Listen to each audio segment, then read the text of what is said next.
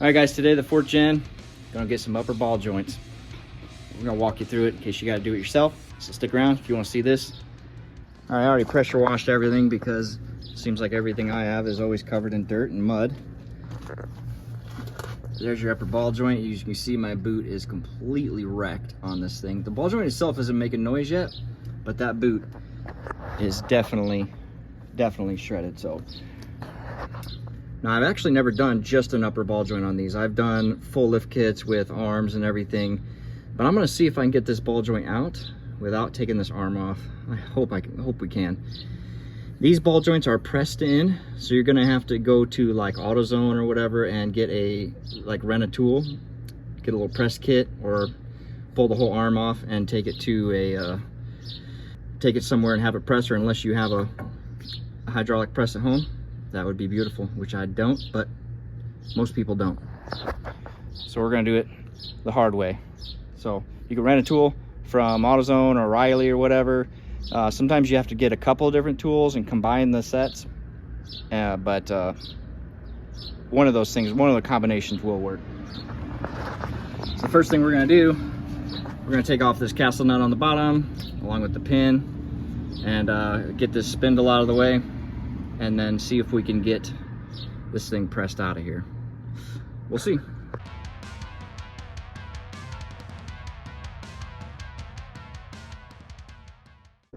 All right, castle nuts off, as you can see there. If you guys live somewhere where it's rusty, and I feel for you, probably gonna have to torch something like that off. But mine came right off, probably half the reason because half the grease is just soaked down there. Right there, that is a 19mm nut, but I just used a crescent wrench because that was what I had available at the moment. I didn't want to fight with trying to get a wrench and a socket in there, but mine came off beautifully. So now we're gonna try to get this spindle loose. I'm gonna try to use these pickle forks, but that's what we're gonna try to do to beat this thing out of here, because these things are kind of wedge shaped when they go in here. So that's what we're gonna do next.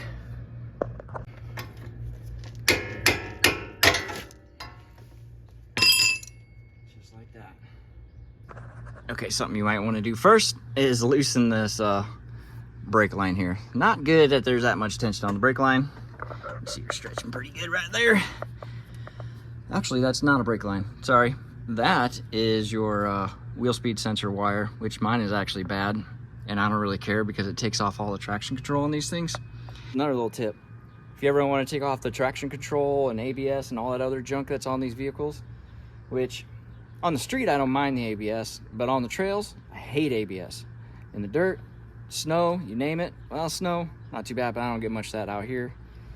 But if you ever want to disable the traction control and ABS on these vehicles, just disable your wheel speed sensors and all that turns off. So I have no traction control, no ABS, no nothing on this vehicle. For some reason, I don't know which one of my sensors went out. Never replaced it, don't really care. Just drive sensibly and you'll be fine. If you care about your wheel speed sensors and your wire, probably should loosen this little looks like a 10mm, and take this bracket off, lay this off to the side so it's not putting so much pressure on there like mine currently is. But the next step is to try to press this thing out. So like I said, I'm going to try to do it while it's in the vehicle. I have a bad feeling I'm gonna have to take this thing out, this whole upper arm off, put it on the bench. For some reason, it never works for me to try to skip steps. It just doesn't.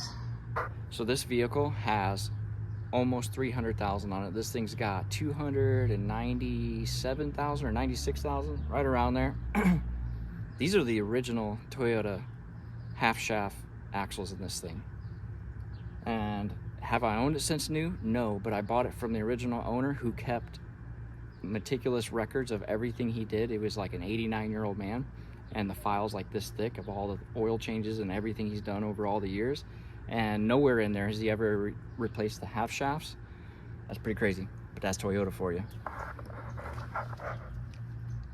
Okay, let's see if we can get these things pressed out. All right, you know what? I'm not even gonna try to fight with this thing and try to press this thing out in the vehicle. I'm just gonna pull this arm off. So you gotta, the way these come out, if you ever done them, you got a 19mm nut, 19mm bolt head, and this bolt runs all the way through here. So you'll loosen this nut and you'll have to guide this bolt all the way out to get this arm off of here. Looks like we've got enough clearance to pull it out from underneath the hood. I don't know if you can see it down there, but it is down there. Should be able to pull it out from under here. Like right there it is. So we're gonna try to pull it out. We're gonna take this whole arm off, forget it.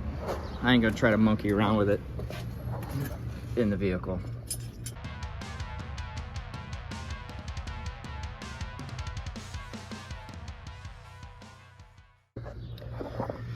Alright, as you can see, these nuts loose.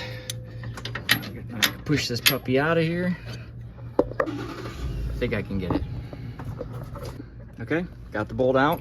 That's how long that puppy is. Bolt, nut, arm still there. When you're pulling these out, the only thing that I had to do was loosen this power steering reservoir so you could get it by this hose that goes into the power steering, because it was in the way. It would not let that bolt slide out. So I just loosened my reservoir. You got three 12mm bolts right there. Loosen those, push this thing up out of the way, and that bolt will slide way up underneath there, and you can get it out. All right, and then your arm should, yep, come out like so.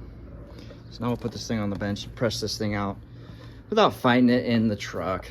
It really isn't that much more work to just pull this whole arm off. And it gives me a chance to look more closely at these bushings, which look pretty well worn, but not terrible. Oh man, I should just get arms. Money. If you buy the arms, you do it yourself, you're still saving money than if you were to pay somebody to do this, right? Isn't that justified? Hopefully my wife sees it that way.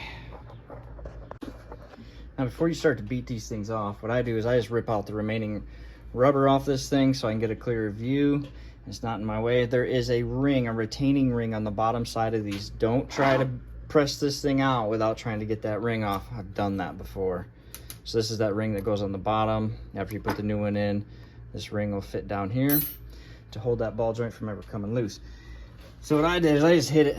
These things are a pain to get off. Unless they have the loops like this, then I have a special set of pliers that does that, or that will spread this ring and set it on there. But this one does not have those loops. So I just took my grinder and weakened the integrity of that thing a little bit and broke it off. And now she's gonna come right off of there. There you go. There's the ring.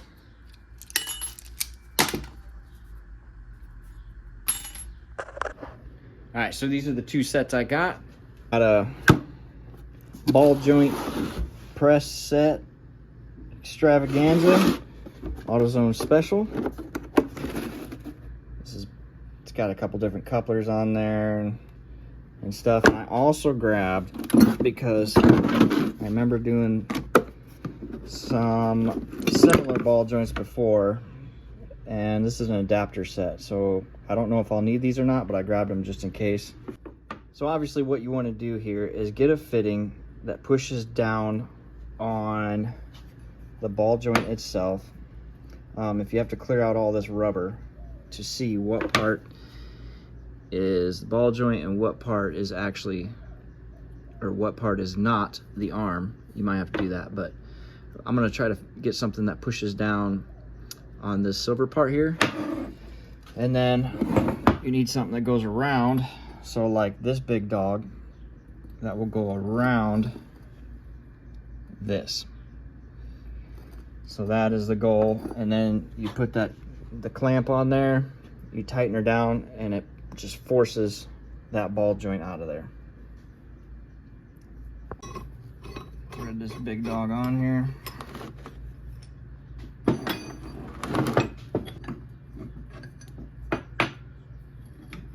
Okay, so these couplers aren't long enough.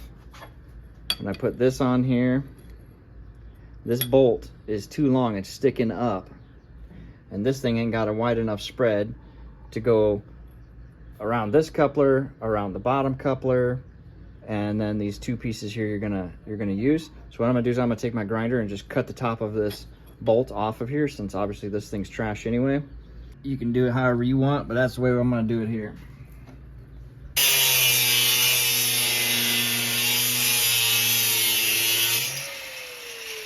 So now we got this puppy cut off.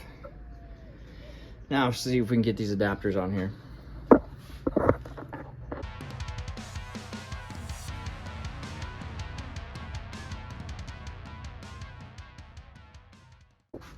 Okay, so this is what I ended up going with.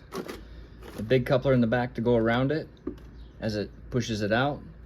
Got I'm just gonna smash on the front of this thing with this thing. I didn't end up using a coupler here to push on the front. I'm just gonna use this thing right here just to push on it. It shouldn't take much to get it rolling.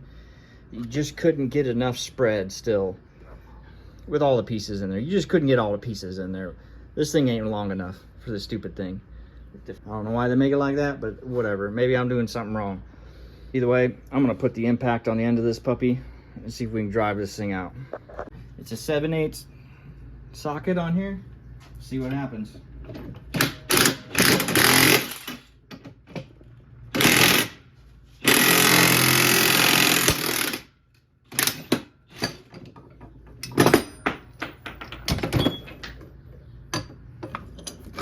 Take her out of the vise. You can see the gap now. It's coming out. So, you know, I might even be able to drive it the rest of the way out with a hammer or something. That initial press, it really is what you really need this thing for. Rest of it, you can finagle it out. All right, there it is. It's out. Time to put the new one in. I just whacked it out with a hammer. She came right out. Little 3-pound sledge. It's out. Now it's time to put a new one in. Have to press it in. Have to come up with a new solution of how to use the press the new one in. These are the new ones.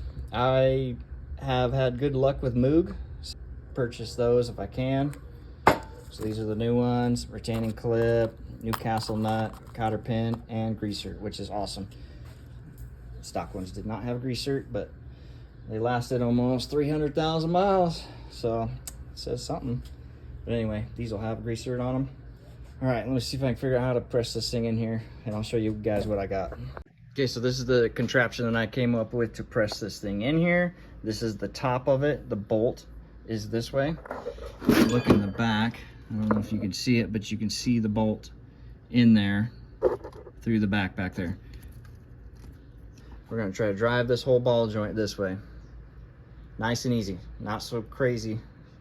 Can't be so reckless as getting the old one out. So we're gonna go gentle with it. I might even use a wrench. Maybe.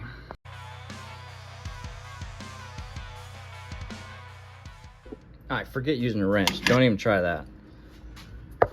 Just use your impact. All right, she's in there. She's in there like swimwear. Nice and snug. Yes, sir. Okay, so now on the bottom, like I said, there's a retaining clip. That retaining clip right there, you're gonna have to get those goofy pliers that when you squeeze, it spreads. That retaining clip's gonna go right down there at the bottom. So that's another reason this ball joint's gotta be all the way in there, because you're not gonna be able to get to that little ring right there, to that little groove to set that ring in there if you don't have it in all the way. All right, so these are the goofy pliers I'm talking about. And you're gonna put them in there, squeeze this thing, spread the clip, push it down on there, then you'll be good. Get yourself a set of these, they come in handy. And just like that, clips on, she's ready to be reinstalled. So I'm not gonna show you the whole install process, because basically you're gonna reverse everything you just did. Don't forget to put your grease cert in, and then you're gonna put that big old bolt in, and for your control arm, put the control arm back in, snug that puppy up, make sure that thing's good and tight. Throw your castle nut back on, put your pin in there, put your tire back on, you're good to go, guys. So that's it. I'll show you what it looks like all back together, but you've already seen that. So if you want to stick around for that, if not, catch you next time. Thanks a lot, guys. All right, there she is, all reassembled, guys. So if you ever need to do upper ball joints on, I mean, these are pretty much the same on the Tacoma, the 4Runners, Tundras. Toyota pretty much sticks to similar things on all their platforms. This is the way you're going to do it. It might vary just a little bit, but that's pretty much the basics right there, guys. So if you ever have to do upper ball joints, I don't know what that would cost at the shop, but it's really not that hard to do yourself. Go out there, get yourself some tools, just get it done, man. It's not that hard. Don't forget to subscribe. We'll see you next time. Later.